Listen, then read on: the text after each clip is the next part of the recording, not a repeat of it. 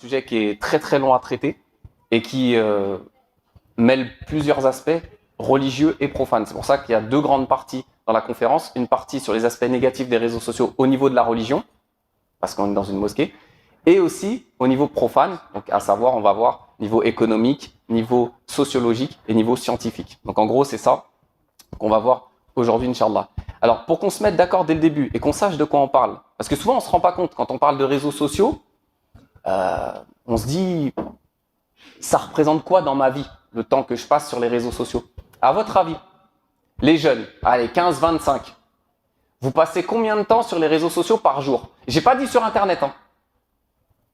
J'ai dit sur les réseaux sociaux. Internet, je vous donne le chiffre, c'est 6h40. 15-25 ans, vous passez 6h40 par jour sur les écrans. Maintenant, je parle sur les réseaux sociaux. Est-ce que quelqu'un a une idée?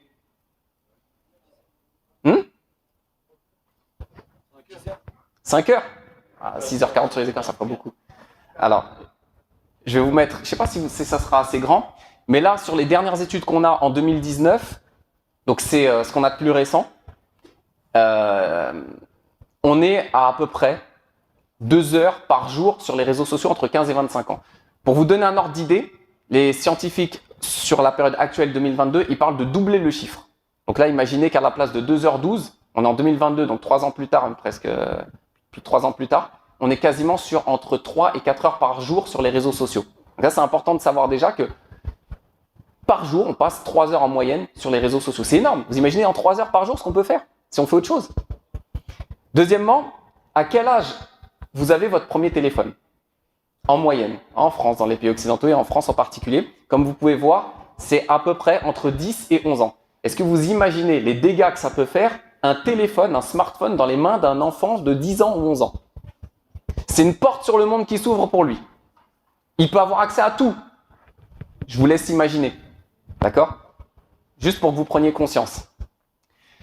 Alors, une bonne question, ces enfants-là, 11, 12 ans, 13 ans, 14 ans, où est-ce qu'ils vont? Sur quelles applications ils vont? On a des études qui nous montrent que la première application sur laquelle ils vont, c'est YouTube. Et la deuxième, c'est Snapchat. Alors YouTube, on parlera des algorithmes un peu plus tard, Inch'Allah, mais c'est pareil. Qu'est-ce qu'ils vont faire sur YouTube? On leur a posé la question. Majoritairement, ce qui arrive en numéro 1, ce que vous voyez en bas à droite, dans le graphique, centre d'intérêt plateforme, c'est surtout des vidéos de jeux vidéo.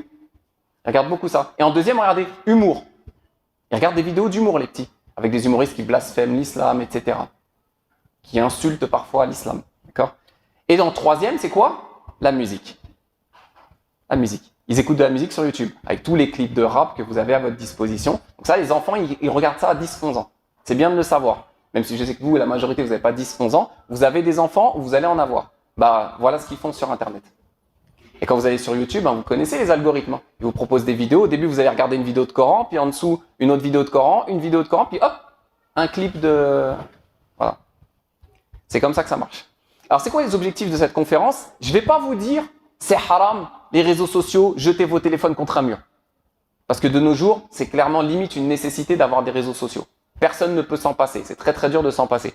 Donc l'objectif, c'est pas ça. L'objectif, je vais vous parler un petit peu des réseaux sociaux aujourd'hui pour que vous preniez conscience de la gravité de la chose. Qu'une mauvaise utilisation des réseaux sociaux, c'est très très grave au niveau religieux et au niveau profane. D'accord? Donc là, c'est une prise de conscience que je vous demande. À moi déjà en premier et à vous aussi. Prenez conscience. Déjà, le chiffre que je vous ai donné, entre 3 et 4 heures par jour sur les réseaux sociaux, là, normalement, vous devriez vous dire qu'il y a un petit problème. Donc, ça a des conséquences sur votre présent, religieusement, dans ce bas monde et dans l'au-delà, et ça a aussi des conséquences sur le futur. À plein de niveaux qu'on va essayer de voir, Inch'Allah, aujourd'hui. Ensuite, deuxième objectif, c'est apprendre à optimiser les réseaux sociaux. Parce que je vous ai dit, je ne vais pas vous dire de jeter vos réseaux sociaux. C'est apprendre à optimiser votre utilisation. Déjà, la diminuer, ce serait bien, de passer de 3 heures ou 4 heures par jour à moins. Et vous avez un outil, hein. Vous recevez la notification sur Apple, et je pense que c'est pareil sur les autres téléphones. Une fois par semaine, il vous envoie combien de temps vous avez passé sur votre téléphone. Et quand vous cliquez sur le détail, il vous met par application. Imaginez tout ce que vous pourriez faire quand il vous dit vous avez passé, 4 heures par jour sur les réseaux sociaux ou sur les écrans. Et imaginez le nombre de livres que vous auriez pu lire. Imaginez le nombre de sciences que vous auriez pu maîtriser. Imaginez le nombre de versets du Coran que vous auriez pu mémoriser. Simplement en diminuant votre dose. Donc, apprendre à optimiser. Le but, c'est pas d'éliminer totalement les réseaux sociaux de nos vies. D'accord? C'est pas ça qu'on vous demande. Et même moi, je pense que j'en serais incapable, pour être honnête. D'accord? Alors, plan de la conférence, première partie, les aspects négatifs au niveau religieux. D'accord? Ça va être assez simple. Et deuxième chose, sur les aspects profanes. D'accord? Les aspects négatifs au niveau profane. Donc, notamment le côté scientifique. Quels sont les dégâts que ça cause sur votre cerveau? Sur notre cerveau, moi aussi. Deuxièmement, au niveau sociologique, sur la société, les dégâts que ça a au niveau de la société. Et troisièmement, au niveau économique. Parce qu'on va voir que le nerf de la guerre, c'est l'argent. Et un petit rappel de circonstances que je vous ai mis ici. Vous savez, quand Allah subhanahu wa ta'ala nous parle dans le Coran de l'alcool, le vin, il nous dit quoi? Il nous dit, il nous enseigne une règle, Allah Azza wa Jalla dans le Coran, qui est que quand dans une chose, il y a du positif et du négatif. Ce qui est le cas des réseaux sociaux, et comme Ibn Qayyim le dit d'ailleurs, c'est le cas de la majorité des choses sur Terre. La majorité des choses sur Terre, elles ont un côté négatif, un côté positif. Maintenant, si le côté positif l'emporte, la chose elle est halal. Si le côté négatif l'emporte, la chose devient haram. C'est un principe de base qui est tiré de ce verset du Coran que je viens de vous citer. Donc là, les réseaux sociaux, de base, aslan, ils sont halal. Mais ça va dépendre de l'utilisation que tu en as. Donc lorsque les préjudices dépassent les intérêts, la chose devient interdite. Donc attention que votre utilisation des réseaux sociaux ne se transforme pas en quelque chose de haram. Faites très attention à ça. Et vous allez voir que ça va très très vite. Premier effet néfaste des réseaux sociaux, le mot c'est chronophage. Vous savez ce que ça veut dire chronophage? Ceux qui ne savent pas, ça tue ton temps. Ça te vole ton temps. 4 heures par jour. Vous imaginez le temps qu'on perd? Et ça, c'est grave religieusement. Pourquoi? Parce que ça t'éloigne de l'essentiel. Allah Azza wa Jalla dit quoi dans le Coran? Je n'ai créé les djinns et les hommes que pour qu'ils m'adorent. On n'est pas sur terre. Oui, on peut se détendre. On peut utiliser un petit peu de choses qui sont futiles, un petit peu de réseaux sociaux. Mais il ne faut pas que ça te détourne de l'essentiel. Et excusez-moi, mais quand on passe 4 heures par jour sur des réseaux sociaux, c'est autant de temps qu'on passe pas à faire autre chose. D'essentiel. Donc ça, il faut bien en prendre conscience. C'est une arme du diable pour vous détourner. Tu as envie de lire le Coran, tu as envie d'aller à la mosquée, allez hop, tu commences à te mettre sur Snap, tu te rends même pas compte, il y a 1 heure qui est passée. La prière, ça y est, elle est loin. Donc faites très attention à ça, prenez conscience du fait que ça vous éloigne de l'essentiel. Allah subhanahu wa ta'ala, il le dit, c'est pour l'adoration qu'on est sur terre. D'accord? Ce qui n'est pas en opposition avec le fait qu'on a le droit de se détendre. C'est pour ça que je vous dis, on ne vous demande pas d'éliminer complètement les réseaux sociaux, mais simplement de limiter l'utilisation au nécessaire. D'accord? Deuxièmement, ça mène à la procrastination. Quand vous êtes sur les réseaux sociaux, vous avez des devoirs à faire. Je parle aux plus jeunes. Vous avez des devoirs à faire. Ou pour les plus âgés, vous avez un travail à faire. Vous avez une mission à faire. Vous avez quelque chose à faire. Quand vous mettez sur les réseaux sociaux, procrastiner, ça veut dire remettre taswif. En arabe, on appelle ça taswif. Ça veut dire remettre à plus tard. Je le ferai plus tard. Surtout les jeunes, collège, lycée, tout ça, même à la fac. Je me mets sur Snap et je ferai mes devoirs plus tard. Et tu te rends compte qu'au final, tu les as fait tes devoirs ou pas? Statistiquement, non. On les fait pas. On les fait plus les devoirs. Parce qu'on a perdu tout notre temps sur les réseaux sociaux.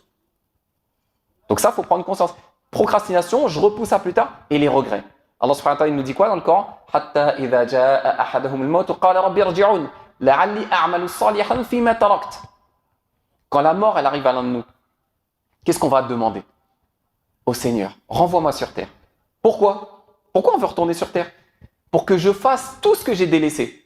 Ya Allah, tu vois toutes ces heures que j'ai passées sur les réseaux sociaux. Ya Allah, renvoie-moi sur terre, je vais prier. Je vais apprendre le Coran. Je vais aller à des doros. Je vais lire des livres. Je vais faire... Il y a un retour possible ou pas? Regret. Regret. Tout ce temps qu'on aura perdu, on va le regretter. À chaque fois, je dis on parce que, voilà, je suis parmi vous. Deuxième effet néfaste des réseaux sociaux, très important, c'est que ça engendre beaucoup de moqueries. Les jeunes, quand vous allez sur les réseaux sociaux, et même les plus âgés, vous remarquez quoi? C'est tout le temps des moqueries. Zdahka. Ouais, c'est ça. Alors qu'Allah subhanahu wa ta'ala nous a dit quoi? Ya ayyuhalladhina amanu la yaskhar qawmun min qawmin asa an yakunu khayran minhum. C'est interdit dans le Coran de se moquer des autres. Et malheureusement, notre utilisation des réseaux sociaux se résume souvent à des moqueries envers les autres. Allah il dit ne vous moquez pas d'un peuple, de certaines personnes, parce que ça se trouve, ces personnes-là dont vous vous moquez sont meilleures que vous auprès d'Allah. Et malheureusement, qu'est-ce qu'on voit comme commentaire? Des moqueries. Il y en a, ils ont fait leur fortune, ils sont devenus influenceurs sur des moqueries. Ils ont fait leur argent, leur métier sur les moqueries, sur les réseaux sociaux. Ça, c'est très très grave. Il faut prendre conscience aussi que ça va très très vite. Au début, c'est juste un commentaire, mais tu te rends compte qu'en fait, tu es tombé dans la moquerie. Et ça, Allah Azza wa Jalla, il va te le reprocher le jour du jugement et tu peux finir en enfer à cause de ça. Juste une parole, le prophète sallallahu alayhi wa sallam l'a dit. Ce qui peut être, quand on dit une parole, ça peut être un commentaire. On sait tous, on dit à nos enfants, tu sais, le jour du jugement, Allah, il va faire parler tes mains. Ça prend sens de nos jours quand on parle de parler avec nos mains. Parce que ça, là, ce geste qu'on fait quand on met des commentaires, on se moque des gens sur Internet, ça va être ressorti le jour du jugement. Il va falloir en rendre des comptes. C'est pour ça qu'attention à votre utilisation, ne tombez pas dans la moquerie quand vous êtes sur les réseaux sociaux, ça va très très vite. Troisième effet néfaste sur les réseaux sociaux, là on est dans le domaine religieux, hein, toujours. L'ultracrépidarianisme. Quelqu'un sait ce que c'est ou pas? C'est quoi ce mot savant là? Un mot compliqué là, du dictionnaire. Vous savez pas ce que c'est?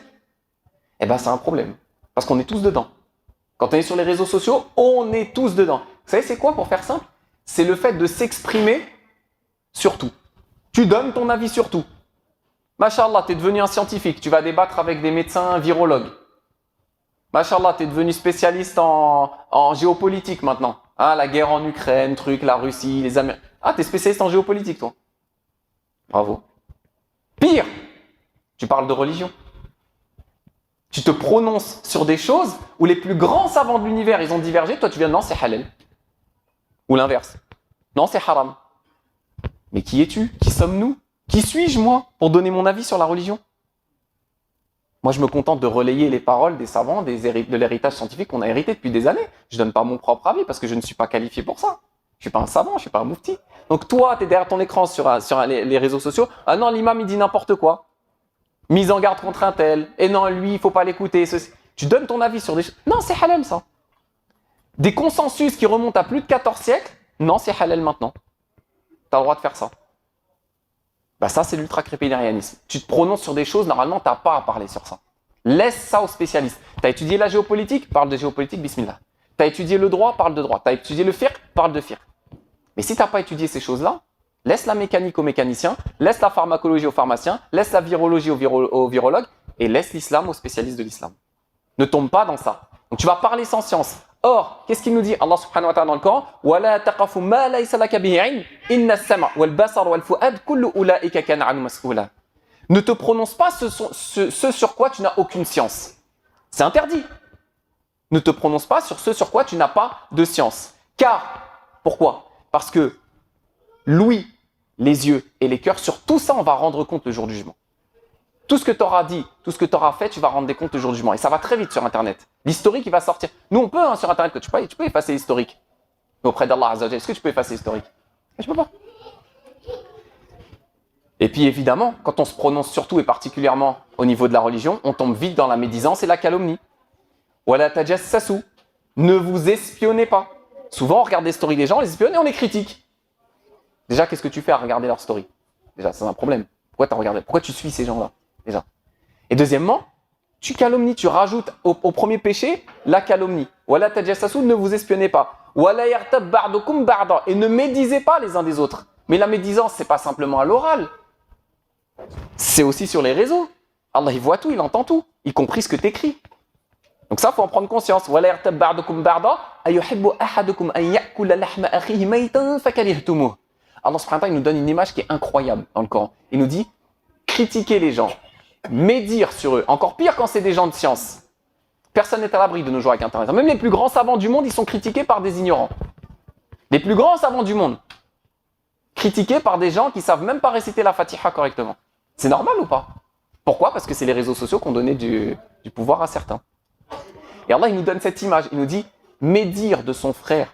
C'est comme si tu mangeais la chair de ton frère mort. Est-ce que quelqu'un pourrait faire ça? Personne d'entre nous ne pourrait manger la chair de son frère mort. Bah, quand tu critiques quelqu'un, tu médites sur lui, tu le calomnies, c'est comme si tu faisais ça.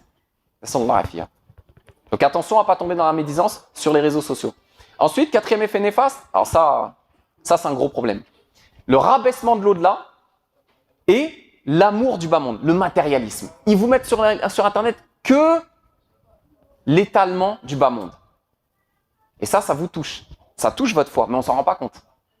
On commence dans notre cœur à avoir plus d'amour pour ce bas monde, à force de voir des restaurants, des hôtels, des villas, piscines, grosses voitures, des gens qui exposent leur argent comme ça sur les réseaux sociaux, leur réussite entre guillemets, si on peut appeler ça de la réussite, bah dans ton cœur, on s'en rend pas compte, mais dans ton cœur, ça fait quoi? Ça diminue la valeur de l'au-delà. Je donnais l'image. Hier, quand nous, on parle aux gens du paradis, on leur dit, nous, on se bat sur terre ici pour obtenir le paradis dans l'au-delà. À force de regarder des influenceurs qui vous vendent une vie de rêve sur les réseaux, il y en a pour certains qui considèrent que le paradis, c'est Dubaï. Pour eux, c'est ça. Bah oui. Les rivières, les piscines, les villas, tout ça, tu peux l'avoir sur Terre pour eux. Mais ce qu'ils n'ont pas compris, c'est quoi? C'est que ça, c'est juste mata'u dunya. C'est juste le semblant de la vie sur Terre. C'est même pas 1/1000 de ce que tu peux obtenir au paradis. Mais pour eux, dans la tête des gens, à force de regarder ça, ils pensent que c'est ça le paradis. Et du coup, la valeur de l'au-delà diminue. C'est pour ça qu'Allah subhanahu wa ta'ala nous dit wa farihu bil hayatid dunya. Ils se réjouissent de la vie sur Terre. Ils sont contents de vivre dans leur luxe et de l'étaler sur les réseaux sociaux. Mais wa mal hayatud dunya fil akhirati illa mata'. Mais le bas monde, par rapport à l'au-delà, c'est juste une jouissance trompeuse, éphémère. Mais malheureusement, dans notre cœur, ça joue. On ne se rend pas compte, mais le matériel grandit, le matérialisme grandit dans notre cœur et on s'attache à ce bas monde à force de regarder ces gens-là. Et ça fait grandir aussi dans notre cœur la jalousie, à force de regarder des gens qui ont du luxe sur les réseaux. Parce que c'est ça qu'on vous expose, comme derrière, on verra tout à l'heure. C'est l'argent, le nerf de la guerre. On vous expose que des choses de ce bas monde. Et le prophète, sallallahu alayhi wa sallam, dans le hadith très connu, il dit « Unzuru ila man huwa asfala minkum, wa la tanzuru ila man huwa fawqakum » Regardez ceux qui sont en dessous de vous, pas ceux qui sont au-dessus. Parce que quand tu regardes des gens qui ont des millions, ou des milliers d'euros, des centaines de milliers d'euros, qu'est-ce que tu vas faire? Ta vie, elle va te paraître minable. Tu roules en Clio, tu regardes des gens qui roulent en Ferrari, subhanallah. Tu te dis, ma vie, elle est minable. Tu habites dans un F3, lui, il te montre une villa avec une piscine, tu te dis, ma vie, elle est minable. Mais wallah que ta vie, déjà, elle est meilleure que la sienne. C'est ça que tu sais pas. Mais non seulement, ce qui est grave, c'est que tu es ingrat envers Allah Azza wa Jal. Parce que ce que Allah t'a donné une Clio, au lieu de regarder celui qui a une Ferrari, regarde celui qui n'a pas de jambes pour marcher. Ou qui n'a pas les moyens de se payer une voiture, qui doit prendre les transports en commun, etc. Au lieu de négliger le bienfait d'Allah sur toi. Mais justement, à force de regarder ceux qui sont au-dessus de nous, eh ben, qu'est-ce que ça fait? Le prophète sallallahu alayhi wa sallam dit ça fait que vous allez négliger le bienfait d'Allah sur vous. Donc il faut arrêter de regarder ces gens-là sur les réseaux sociaux. Déjà, vous éliminerez une bonne partie de votre perte de temps si vous éliminez ces gens que vous suivez et qui passent leur temps à vous exposer ce bas monde devant vous, au détriment de l'au-delà. Parce qu'ils ne vont jamais vous présenter les choses de l'au-delà. Jamais. Ce n'est pas dans leur intérêt.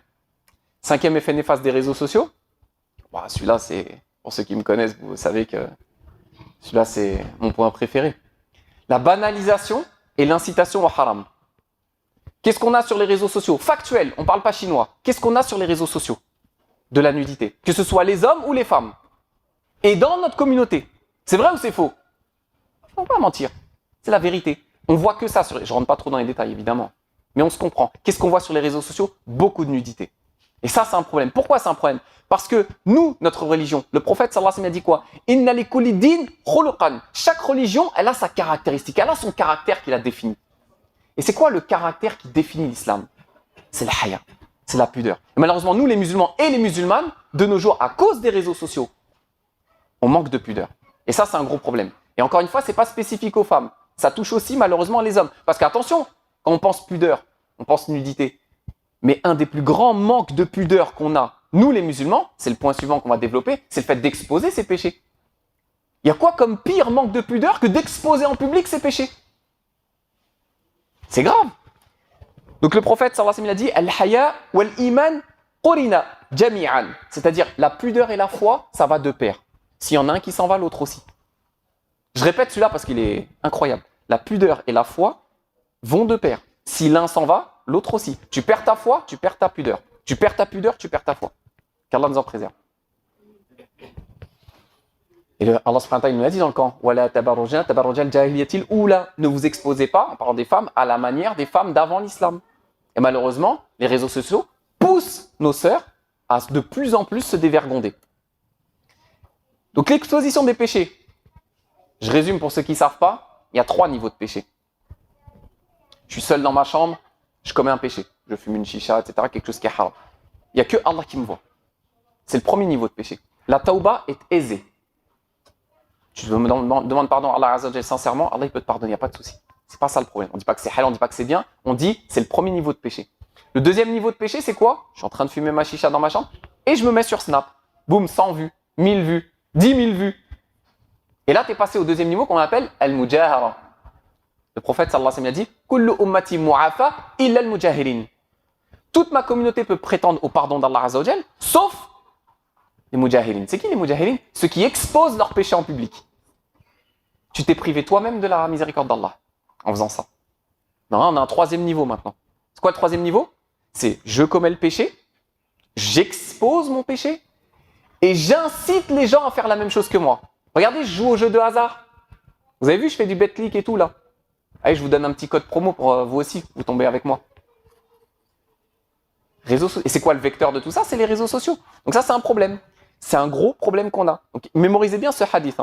Kullukum mu'afa ou kullu ummati dans une version mu'afa illa al-mujahidin. Toute ma communauté peut prétendre au pardon, sauf ceux qui ont exposé en public leurs péchés. Tu pêches? On pêche tous, moi le premier. Mais cache-toi. Pourquoi tu exposes tes péchés? Troisièmement, les réseaux sociaux, ils sont un vecteur d'escalade dans la violence et dans la bêtise. Quand il y a un influenceur qui perce, il débute, il fait une dinguerie, il fait quelque chose de fou. Il va faire 100 000 vues. Derrière, il y a tous les petits, ils vont se dire quoi? Ah, il a fait 100 000 vues en faisant ça. Moi, il faut que je fasse quoi? Mieux. Ou pire, plutôt, on devrait dire. Il faut que je fasse pire que lui. Et puis, quand il fera 200 000 vues avec sa deuxième dinguerie, il y en a un troisième qui va venir. Moi, il faut que je fasse pire, au point qu'on a des gens maintenant qui n'ont plus aucune limite. Plus aucune. Quitte à se moquer de la religion.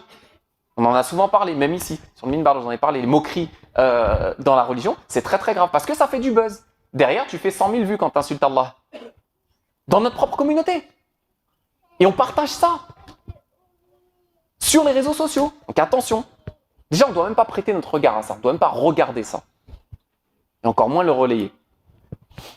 Le prophète, sallallahu alayhi wa sallam, il a dit « Ad-dalu ala shar kafa'ilihi » Celui qui commet un mal ou qui appelle à un mal, il prend le péché de tous ceux qui vont le commettre aussi.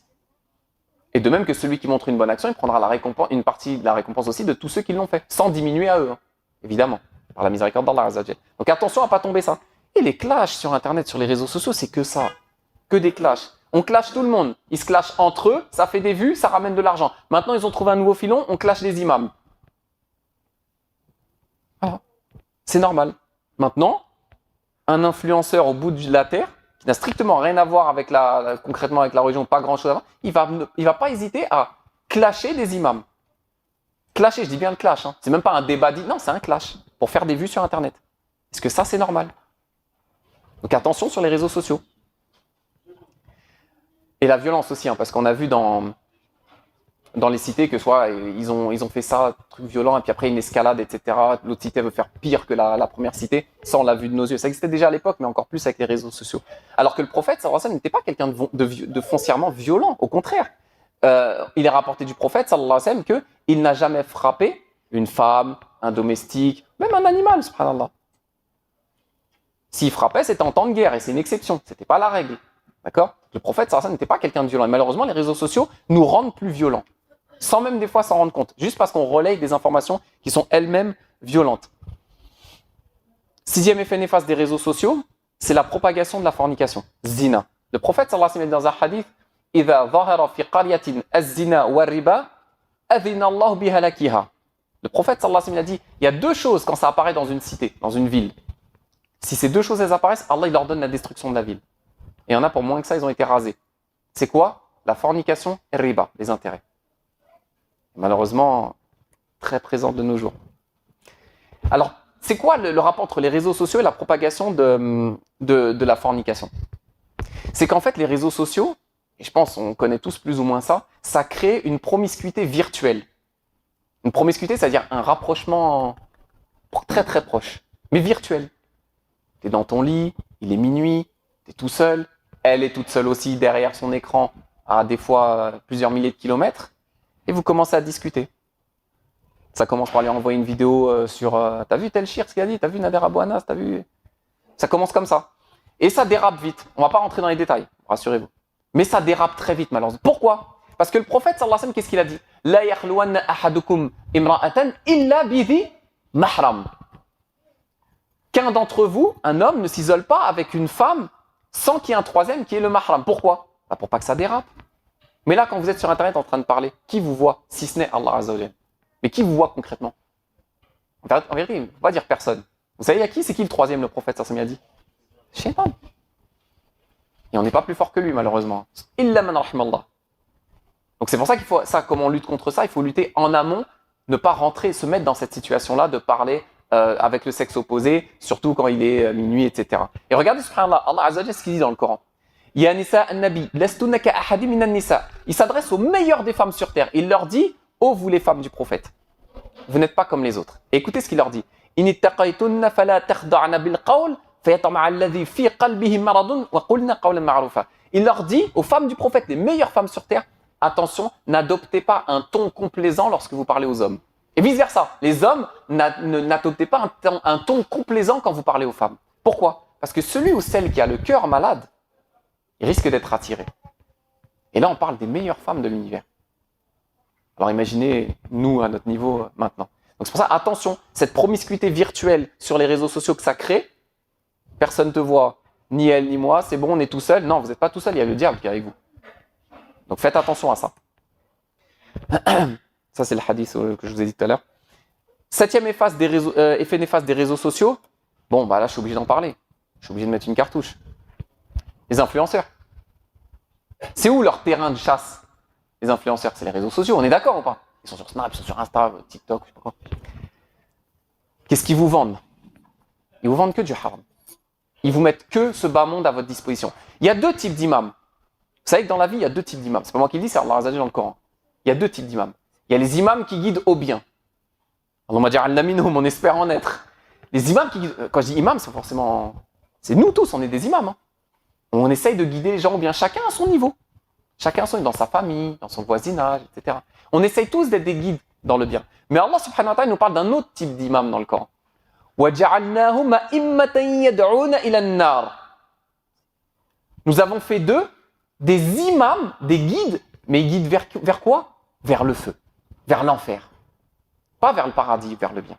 Ils vous guident vers l'enfer. Mais Allah subhanahu wa ta'ala, il les a sammahum imam, imaman. Il les a appelés des imams. Parce que c'est des guides. Ils sont là pour vous guider, mais vous guider vers l'enfer. Donc attention à ces gens-là. Attention à ces gens-là. C'est pareil, il y a deux types d'influenceurs. Ceux dans le bien et ceux dans le mal. Là, évidemment, on parle de ceux qui influencent dans le mal et qui sont malheureusement majoritaires. Et certains de notre communauté. Hein. Faut dire la vérité aussi. Beaucoup d'ailleurs. Beaucoup. On va en parler, Inch'Allah. Qu'est-ce qu'ils vous vendent du trading? Ils vendent du trading. 99% du trading actuel, il est interdit.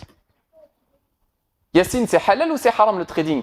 Si tu n'as pas minimum un master 2 en finance islamique, rentre pas là-dedans. Je vous le dis cash. Ne rentrez pas dans ces trucs-là. Oui, mais il y a le trading islamique. Vous pensez qu'il est vraiment islamique le trading qui vous proposent les influenceurs? Si je vous dis non, vous allez me dire pourquoi on te croirait toi et pas eux? Ah ben me croyez pas, demandez-leur. C'est quoi ton certificat d'authentification? Quel shir est derrière? Quelle organisation internationale est derrière le tampon halal que tu mets? Vous avez 3 chances sur 4 qui vous bloquent. Et on l'a fait. Ils vous bloquent.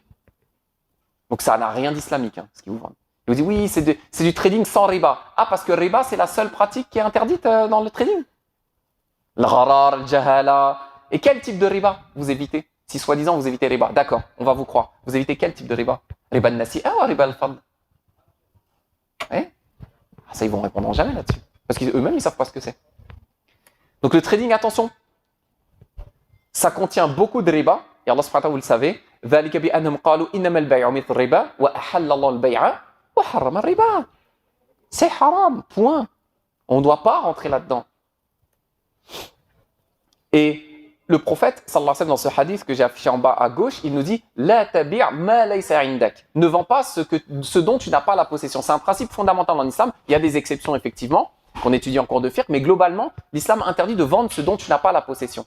Or, quand on est dans le trading, par exemple, je vous donne juste un exemple pour pas trop rentrer dans le domaine. Je vous donne un exemple, c'est que par exemple, quand ils vont vous vendre de l'or sur les marchés, vous savez que la plupart des traders qui vont vous vendre de l'or sur les marchés, ce sont des titres de propriété d'or. Or, le prophète, sallallahu alayhi wa sallam, dans les conditions pour pouvoir acquérir de l'or, il faut ce qu'on appelle al-qabd, la prise en main. Et quand on te vend un titre, c'est juste un papier avec marqué Monsieur Untel est propriétaire d'un kilo d'or, ou d'un lingot, ou d'un Napoléon. Mais vous ne l'avez pas dans votre main. Personne n'a d'ailleurs, c'est juste un titre. Même le trader, il ne l'a pas. Même le broker, il ne l'a pas. C'est juste un titre qu'il a acheté sur les marchés. C'est haram. Ijma'. Tout le monde est d'accord là-dessus. Il y a des exceptions, des règles, etc. Mais en gros, c'est haram. D'accord? Je ne rentre pas dans trop de détails parce que ce serait compliqué, ce serait alourdir la conférence. Et qu'est-ce qu'ils vous vendent aussi les influenceurs sur les réseaux sociaux? Des paris sportifs et des jeux de hasard. Donc moi, il faudra m'expliquer quelque chose. Jusqu'à maintenant, j'ai jamais compris ça. Allah subhanahu wa ta'ala dit quoi dans le Coran? Ya ayyuhalladhina amanu innamal khamr wal maisir wal ansab wal azlam rijzun min amali shaytan fajtanibuhu la'allakum tuflihun. Dans le même verset, Allah il t'interdit l'alcool, le vin. Tout le monde est d'accord là-dessus? Tout le monde est d'accord là-dessus. Juste après, il te dit et les jeux de hasard. Pourquoi? Pourquoi vous prenez une partie du verset et vous rejetez l'autre?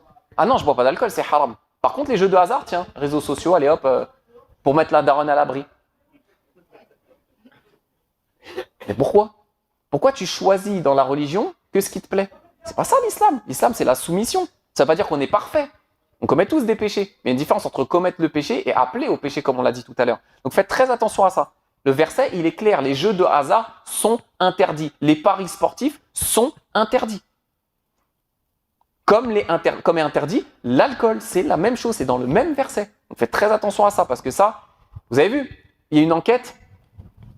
Je ne sais pas si je peux les citer. Comme c'est sûr, je ne vais peut-être pas les citer, mais il y a une enquête qui a été faite où ils ont interrogé en visage masqué, etc., en off, des dirigeants de sociétés de paris sportifs.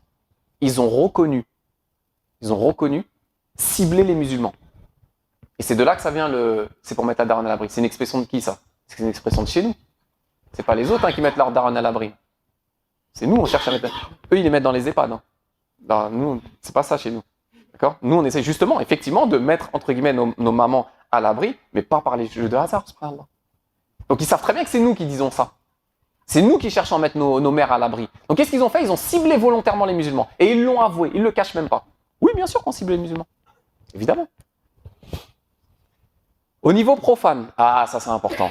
Parce que jusque-là, ce que je vous ai dit, vous pouvez l'entendre un petit peu partout.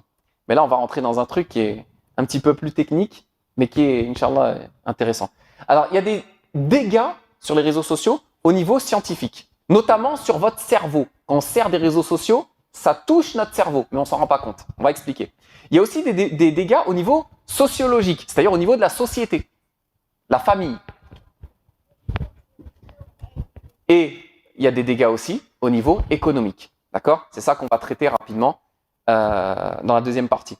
Alors, les effets néfastes au niveau scientifique. Alors, il faut savoir un truc, c'est que les réseaux sociaux, et c'est pas moi qui vais vous dire le contraire, c'est très très addictif.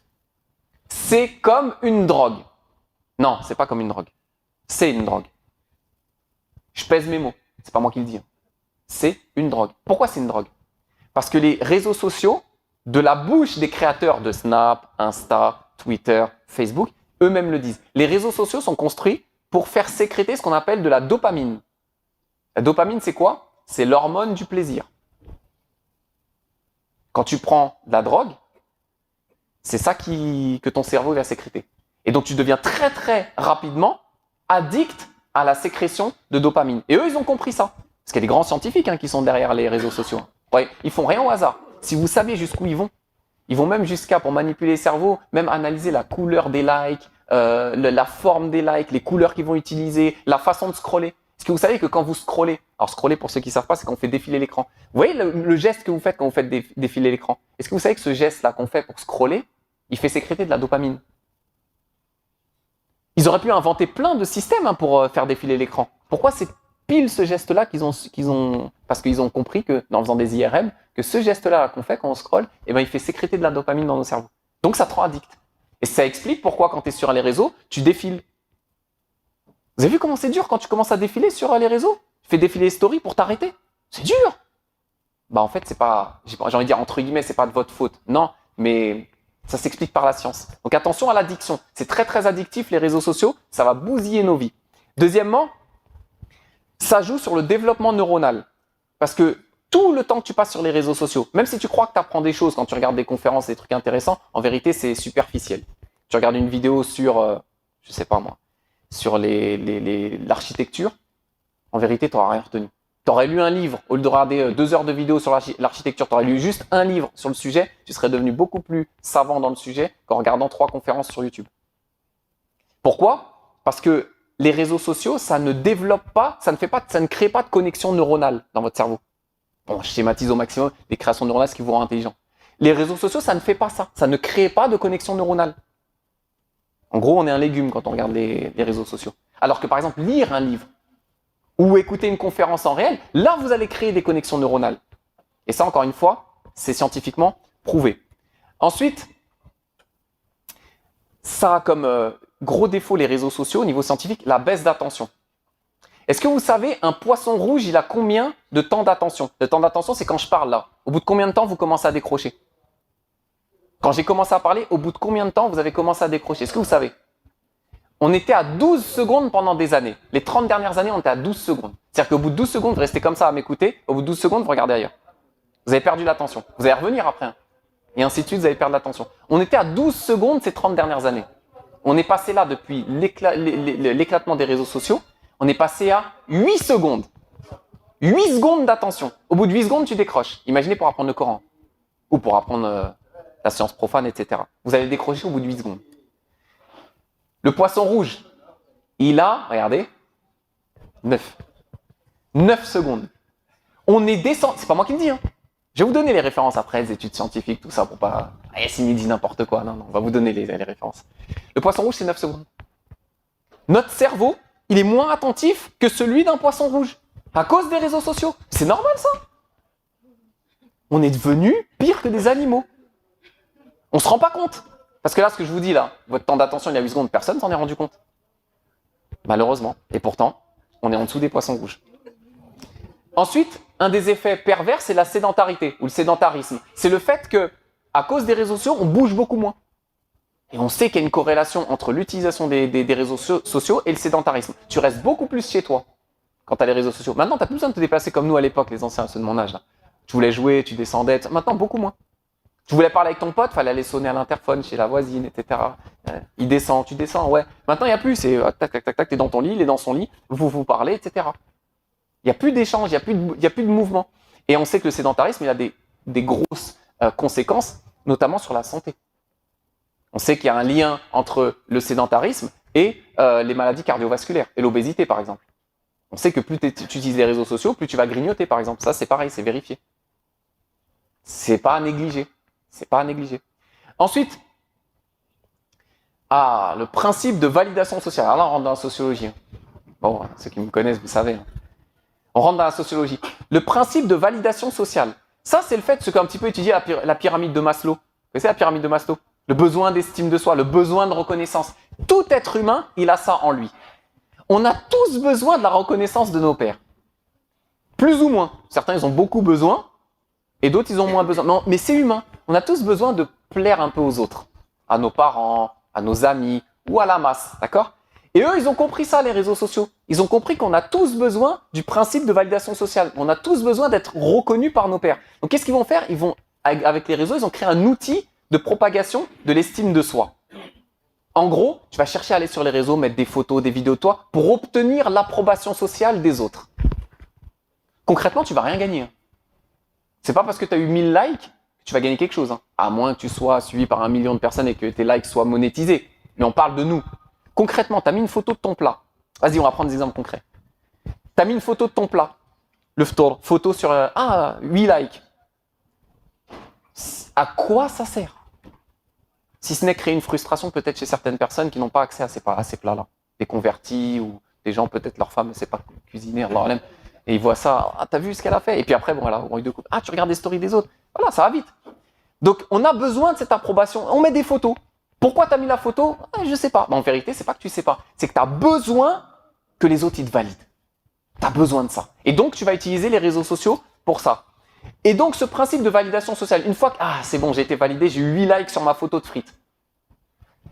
Vous savez, le hamburger, là. Quand vous allez au resto, vous prenez en photo le hamburger sur le meilleur angle et tout. Vous voyez ça, là? Tu as eu 8 likes. Il y a 8 likes qui t'ont, des personnes qui t'ont dit, waouh, Psartek. Ça sert strictement à rien. Si ce n'est que tu as activé ton principe d'approbation sociale et que donc tu vas sécréter quoi? Circuit de la récompense et tu vas sécréter de la dopamine. Et voilà. C'est ça l'objectif derrière. Pourquoi tu mets des photos? Pour avoir l'approbation, pour derrière avoir une sécrétion de dopamine, avoir ta dose. Là, je suis bien, j'ai été validé par 8 personnes. Bon, là, je parle de plat parce qu'on est dans une mosquée. Mais imaginez que normalement, c'est pas avec ça qu'on essaye d'avoir l'approbation sociale. Les femmes, c'est pas, elles le font aussi avec les plats, mais c'est pas avec les plats qu'elles essayent d'obtenir l'approbation des hommes. On se comprend, hein. Pas rentrer dans trop de détails. Mais c'est ça. Tout ça derrière pour que, elle est validée. Elle a fait 100 000 vues en faisant une danse ou je ne sais pas quoi. Mais c'est quoi derrière? Voilà, elle va sécréter de la dopamine. Donc la dopamine, ce que je vous ai dit tout à l'heure, c'est l'hormone du désir, de la motivation, etc. Ce qu'on a dit tout à l'heure.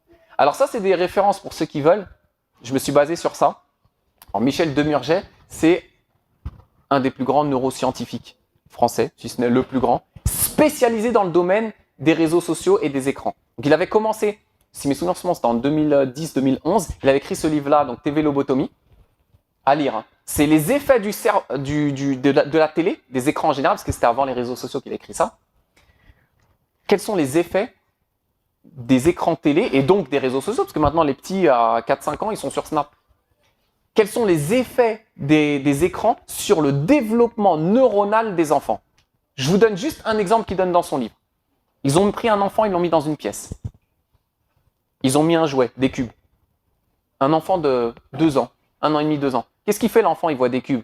Il prend, il empile les cubes, ça tombe, il recommence, etc. Jusqu'à ce qu'il arrive à empiler les cubes d'une certaine façon. Et quand il a réussi à les empiler d'une certaine façon, il va les empiler d'une autre. Ce que tout le monde fait.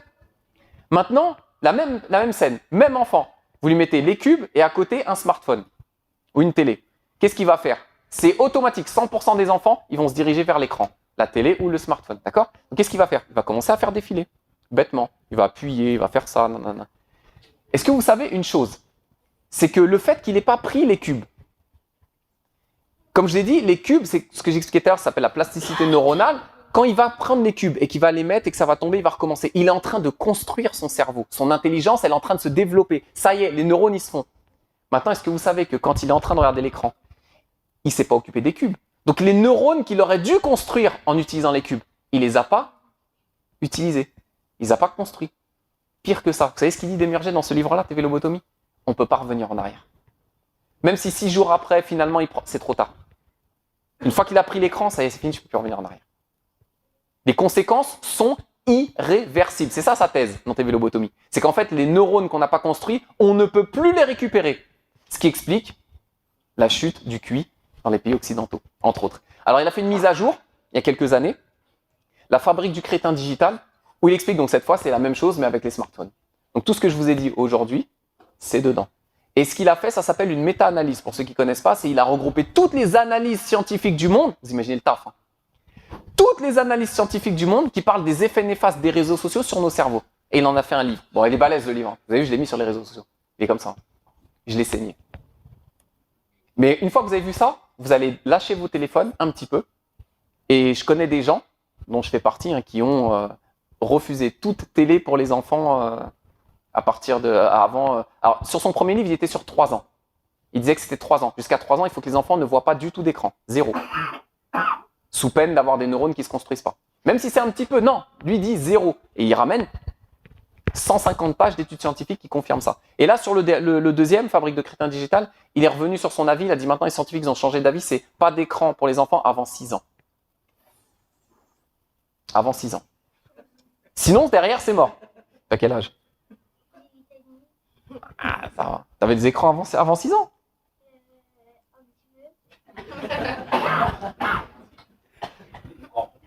Je vais vous dire un truc.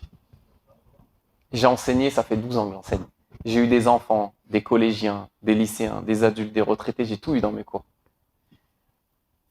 En parlant avec les enfants, ou en les écoutant lire, quand je leur demande de lire des textes, que ce soit en français ou en arabe, je peux dire facilement, et pas que moi, hein, un prof de l'éducation nationale ou quoi, peut déterminer parmi les enfants qui a été drogué aux écrans, qui ne l'a pas été. Juste, je les écoute, ça, leur façon de parler. Tous les ans, je faisais ça. Maintenant, j'ai plus. Enfin, si, j'en ai encore des enfants, c'était juste n'importe quoi. Mais à l'époque, je disais aux enfants, j'aimais bien. Toi, t'as une tablette à la maison? Non. Tu regardes la télé à la maison? Non. Je le savais. Je sais, parce que je vois ta façon de t'exprimer. Je vois ta façon de lire en français. Que tu as été élevé avec des livres et non pas avec des écrans. On le sait. Et troisième livre que, si vous voulez plus de détails sur ça, parce que ça, c'est une conférence là que j'ai réduit au maximum, mais je pourrais en parler pendant 6 heures, c'est le troisième cerveau. Donc ça, c'est Marc de Biasi, c'est un scientifique du CNRS. Il a fait une thèse qui explique en gros, pourquoi 3 cerveaux, pour ceux qui ne savent pas, on a un cerveau ici, vous le connaissez tous, vous savez qu'on a un deuxième cerveau. Vous savez pas ça? Oui, dans l'estomac. On a un deuxième cerveau. Eh oui, tapez sur Google, deuxième cerveau, vous allez voir. Pourquoi quand vous avez peur, vous avez mal au ventre? Pourquoi quand vous avez un accident, le premier réflexe que vous avez, c'est d'avoir envie de vomir ou... Bah, c'est normal, c'est parce que le premier cerveau qui réagit, c'est celui qui est dans l'estomac. C'est scientifique tout ça, faut étudier. Bah, le troisième cerveau, c'est quoi? Jusqu'à maintenant, tout le monde était d'accord qu'on en a 2. Maintenant, ils en ont rajouté un troisième, c'est le smartphone. Regardez sur l'image, il est connecté au cerveau. Parce qu'en fait, ils se sont rendus compte dans ce livre-là, notamment, il explique comment Waze a bousillé nos cerveaux. Vous connaissez Waze? Le GPS en général, pas que Waze. Mais comment ça a tué nos cerveaux? Avant, on avait le sens de l'orientation. Ils se sont rendus compte que maintenant, plus personne sait se repérer dans l'espace. Et quand je dis plus personne, je pense moi non plus. Alors qu'avant, moi j'ai connu l'époque, je conduisais, on n'avait pas du tout de GPS. Ça n'existait pas à l'époque où je conduisais au début. Bah voilà, on prenait un plan, les anciens, on prenait un plan, on réfléchissait, alors là, il faudra que je prenne à gauche, que je prenne à droite, etc. Donc c'est bien, ça nous a aidé d'avoir des Waze, ça nous aide tous les jours, c'est magnifique, en plus les raccourcis, il n'y a pas de problème. Mais les conséquences sur notre cerveau, c'est quoi? On a perdu notre capacité à se repérer dans l'espace. Et ça, c'est grave.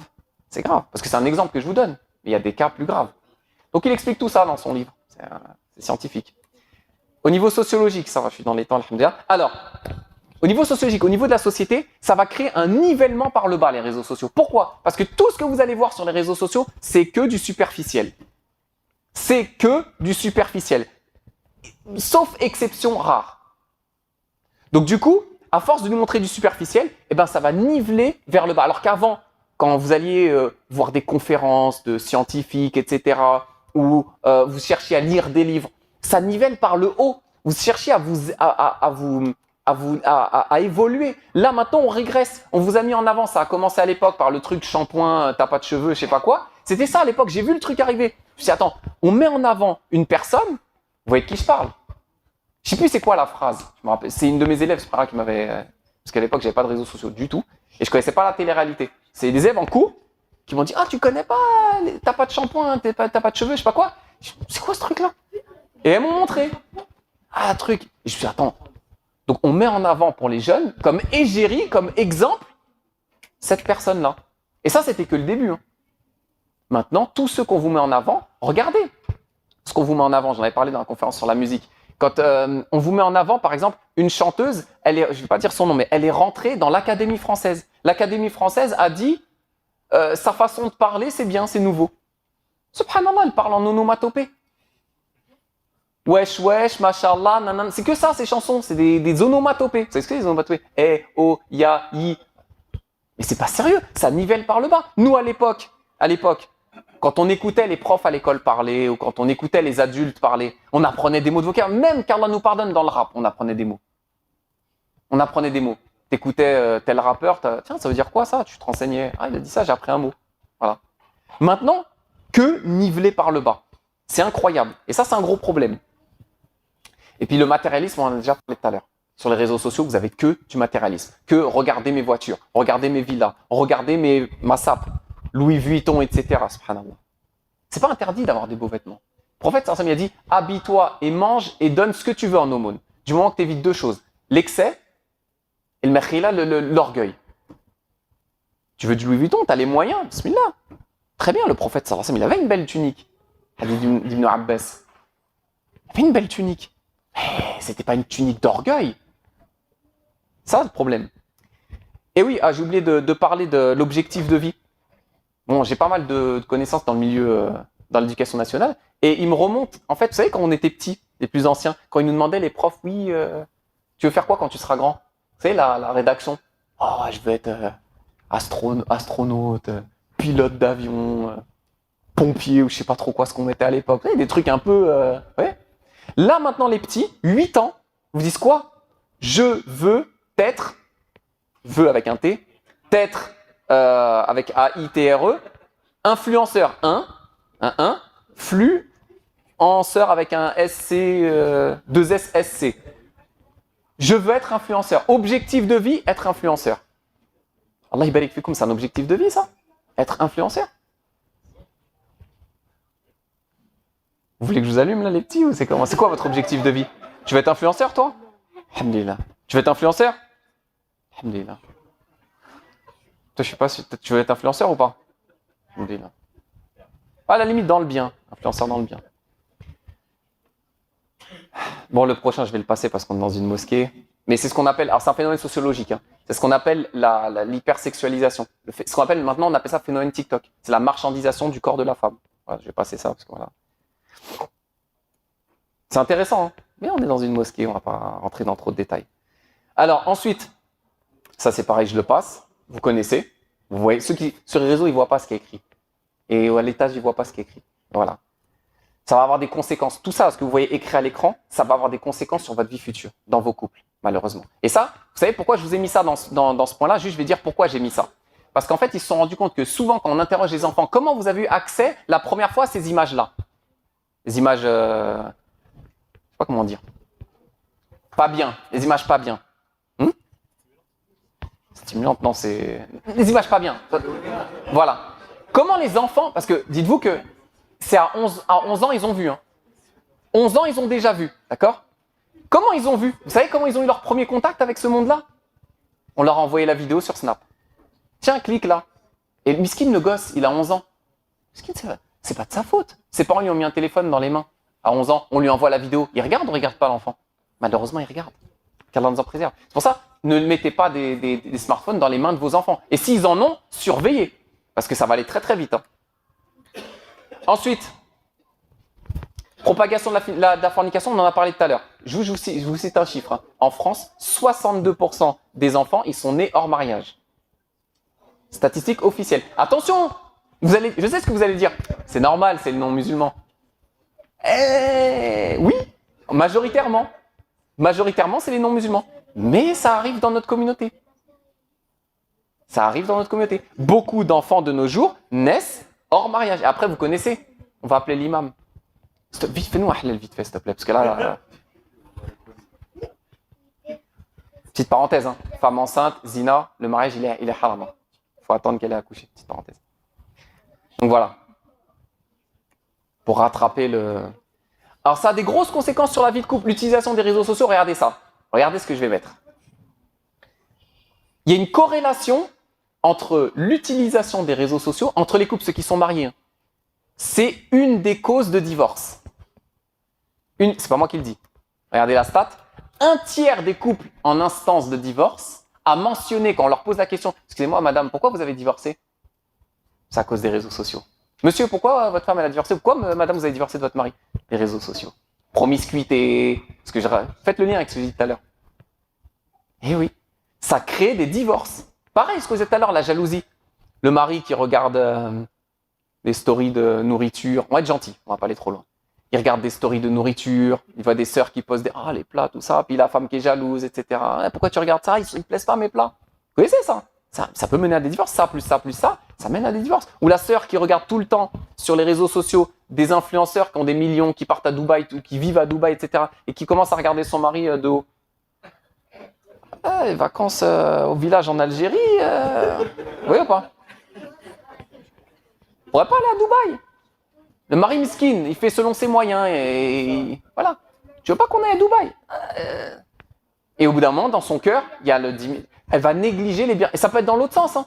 Ça peut être dans l'autre sens. Le mari qui regarde des femmes sur les réseaux sociaux, qui sont, on va dire, jolies, on va dire ça poliment, elles sont très jolies. Ça veut pas dire que sa femme, elle est pas jolie. Hein. Attention. Et vous connaissez le diable comment? Le diable, il a dit quoi? Je vais leur embellir les choses. Le diable, il embellit. Quand tu es marié, les autres, elles te paraissent souvent plus belles. Alors que c'est factuel, elles ne le sont pas, mais c'est le diable qui t'embellit les autres. Donc il regarde sur les réseaux. Il regarde. Mais sa femme, au bout d'un moment, il va la regarder de haut. Ouais. Quand il s'est marié, elle était belle. Elle était trop belle. Mais là, maintenant qu'il regarde que sur les réseaux sociaux des autres femmes, il va commencer à la trouver un peu moins belle. Et ça peut mener à des divorces. Je reste poli, parce qu'on est dans une mosquée. Et ça favorise l'adultère. Vous connaissez le site Glidden? Alors ici, en France, c'est super. On vous met ça sur les arrêts de bus et sur les bus. Alors Glidden, ceux qui ne savent pas, c'est un site qui met en contact des gens qui veulent faire l'adultère, zina. Je vais pas plus loin. On passe. Ça suffit. Hein. Vous voyez le niveau auquel on est arrivé. C'est sur les réseaux. C'est un réseau social, Guidan. Un réseau social qui met en contact les gens qui veulent faire du haram. Et vous imaginez à quel niveau on est arrivé? Sallallahu alayhi wa sallam. C'est incroyable. Et pensez pas que c'est spécifique aux non-musulmans. Malheureusement, si vous saviez, on ne peut pas vous dire des choses ici, hein. Mais si vous savez, demandez aux imams ce qu'ils entendent. Ici, vous demandez Cheikh al-Arbi. Demandez à Cheikh al-Arbi ce qu'il reçoit comme message, etc. Demandez-lui. Vous allez être choqués. Non, c'est pas possible. Eh non, chez nous, ça arrive. C'est la réalité. Ça n'a rien de nier. Alors, le paradoxe. Regardez celui-là. Le paradoxe. Les réseaux sociaux, à la base, ça a été inventé pour quoi? Pour créer des liens entre les gens. Vous voyez, c'est l'histoire de Facebook. Je ne vais pas vous la faire. À la base, c'est censé relier les gens. Là, on se rend compte quoi? Tu prends une famille traditionnelle, un petit peu moins chez nous. Alhamdulillah, les musulmans, un petit peu moins. Mais ça commence à arriver. Vous prenez le repas traditionnel. Vous trouvez quoi? Le fils, il est sur sa tablette, il est en train de manger. Le père, il est sur son téléphone. La mère, elle est sur Snap. Et l'autre enfant, il est en train de regarder la télé. Chacun, il est sur un truc différent. Allahu Akbar. Les réseaux sociaux, ils nous ont éloignés. Juste anecdote personnelle. Peut-être ça vous arrive aussi, je ne sais pas, peut-être je suis fou. J'ai de plus en plus de mal avec les relations sociales. Je vous explique pourquoi. J'ai de plus en plus de mal à voir les frères. Vous savez pourquoi j'ai du mal à voir les frères? Parce que quand je vais voir un frère, j'ai du mal à supporter le fait que quand je lui parle, il est sur son téléphone. J'arrive pas. Et donc du coup, j'en suis venu à me dire, je vais plus voir la majorité des gens, parce qu'en fait, la majorité des gens, ils sont comme ça, malheureusement, et moi, ça m'énerve, en fait. Vous voyez ou pas? Je suis un peu nerveux. Et ça m'énerve. Donc du coup, voilà, je suis en train de te parler, tout ça, ouais, ça va, ça fait longtemps, on s'est pas vu. Je t'ai à peine dit, salam alaikum, t'es déjà en train de parler à quelqu'un sur Snap. Mais frère, pourquoi on se voit? Alors ça sert à rien, viens, on se parle sur Snap, ça ira plus vite. Donc vous voyez les réseaux sociaux, comment ils nous ont éloignés. C'est grave, subhanallah. Je vous parle même pas dans les familles. Hein. Ouais, c'est bien, Snap, WhatsApp, ça permet de parler avec ma mère, etc. Ouais, mais du coup, vu que tu peux parler avec elle sur WhatsApp, tu vas plus la voir. C'est bon, j'ai fait mon devoir, je lui ai envoyé un vocal tous les jours, je lui envoie un petit vocal. Mais oui, mais ça ne nous dispense pas de l'obligation d'aller les voir, nos parents. C'est ça le problème. Donc c'est le paradoxe des réseaux sociaux. C'était créé à la base pour nous relier, et au final, 20 ans après ou 15 ans après, on se rend compte de quoi? Ça nous a tous séparés. On se voit encore moins qu'avant. Ensuite, manipulation de l'opinion. Il y a un reportage, il s'appelle « Derrière nos écrans de fumée ». Ils ont fait quoi? Ils ont pris des anciens dirigeants de Twitter, Facebook, Snap, Insta, qui balancent tout. Ils disent, regardez comment on manipule les élections. C'est pas du complotisme, hein. C'est factuel, c'est eux qui vous le disent. Ils ont regardé comment on arrive à manipuler l'opinion. Mais de toute façon, c'est connu ça, on le sait. C'est très facile de manipuler l'opinion dans n'importe quoi, hein, quand on est sur les réseaux sociaux. Je vous donne un exemple tout bête. Hein. Ils utilisent les algorithmes, par exemple, s'ils savent que tu as une tendance, on va dire, de gauche, ils vont t'envoyer plein de vidéos, d'articles, etc., de gens qui sont pour te maintenir dans ton système de pensée. Ou l'inverse, s'ils veulent te faire changer d'avis, ils vont t'envoyer plein de vidéos qui disent le contraire de ce que tu penses, jusqu'à ce que tu sois convaincu. Ils vont te mitrailler. Tac, tac, tac, tac, sur les réseaux. Bon, c'est un outil de propagation et de propagande, les réseaux sociaux, ça on le sait. D'ailleurs, certains l'ont avoué. Trump l'a avoué, Macron aussi en 2017 l'a avoué. Ils ont utilisé les réseaux sociaux comme outil de propagande. Donc c'est pas du complotisme. Je vous invite à découvrir un personnage qui s'appelle Edward Bernays, dans les années 20. C'est l'inventeur du marketing et de la manipulation de masse, ce qu'on appelle la manipulation de masse. D'accord ? Bon, il y avait déjà Gustave Le Bon qu'on avait parlé au 19e siècle dans beaucoup de livres, notamment la manipulation de masse.